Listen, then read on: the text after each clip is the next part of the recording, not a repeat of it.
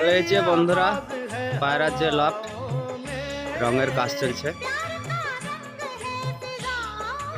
এই যে লফট এগুলো এখনো ফাইনাল হয়নি, এগুলো প্রাইমার মারা হয়েছে, এখনো রং পড়েনি। বাকি এগুলা রং সব কমপ্লিট হয়েছে।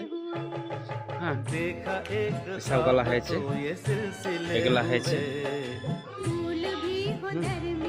সবগুলা হয়েছে। এই যে রঙের কাজ চলছে, কারণ সামনে বর্ষা আসছে, তো বর্ষার আগে মানে রং না করলে প্রবলেম, ওই বৃষ্টিতে মোচকা পড়ে যাবে।